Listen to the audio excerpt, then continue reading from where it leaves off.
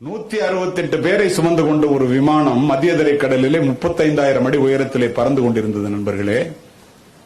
காரணத்தோடு பதிவு செய்கின்றேன். எல்லா நாட்டுக்காரனும் அதுல இருக்கான். திடீர்னு ஒரு வெடிச்சத்தம், புகை மண்டலம், மரண ஓலம். காக்பிட்ல இருந்து பைலட் வெளியில ஓடியாந்து சொல்றாரு, என்ஜின் ஆஃப் ஆயிடுச்சு, கடல்ல விழ போறோம், எல்லாரும் லைஃப் ஜாக்கெட்டை போட்டுங்க.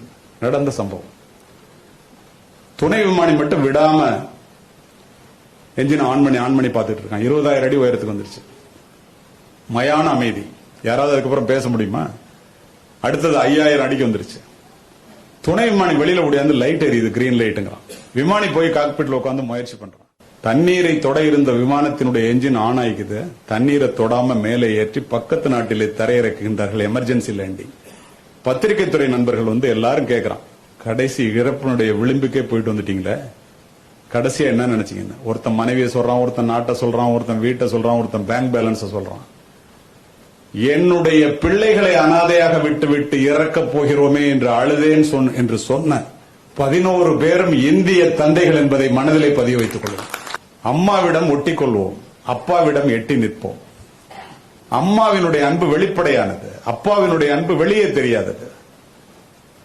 சாப்பிடவா அப்படின்னு கூப்பிடுறது அம்மாவுடைய அன்பு. சாப்பிட உட்காரும் போதே புள்ள சாப்பிட்டானு கேட்டுட்டு உட்கார்றது அப்பாவோட அன்பு. அம்மா தோசை மாதிரிங்க, சாப்பிட்டோன்னு ருசி தெரியும்.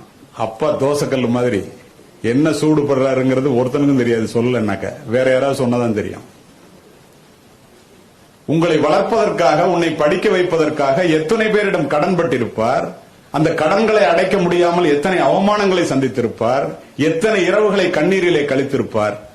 அத்துணை சூழ்நிலையிலும் நீ என்னோட வேலைக்கு வாடா இந்தியாலன்னு சொல்லாம நீ போடா வெளிநாட்டுக்கு, நீ போய் அங்க போய் வேலை பாடுற, ஒரு புள்ள போனான்னா வெளியில இந்த குடும்பம் தலை நிமிர்ந்து நிற்கும் என்று நினைத்து அனுப்பியவர்கள் உன்னுடைய தந்தைகள்.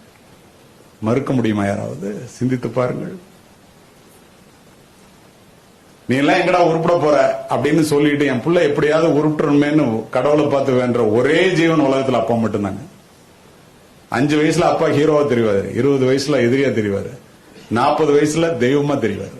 நம்ம புள்ள வளரும் போது இதை ஏன் சொல்றேன்னா, காலிலே அருந்த செருப்பையும் 4 முழ நைந்து போன வேஷ்டியையும் அரைக்கை சட்டையையும் போட்டுக்கொண்டு உங்களுக்கு ஃபுல் பேண்ட் ஃபுல் ஷர்ட் வாங்கி கொடுத்து விமானத்துக்கு டிக்கெட் எடுத்து கொடுத்து நீ போய் வெளியில வேலை பாடுறா என்று அனுப்புகின்ற தந்தைகள் பெரும்பாலும் இந்தியாவில் மட்டுமே இருக்கின்றார்கள். தனக்காக சமைக்காத அம்மாவும் தனக்காக சொத்து சேர்க்காத அப்பாவும் இந்தியாவில் மட்டுமே இருக்கின்றார்கள் நண்பர்களே.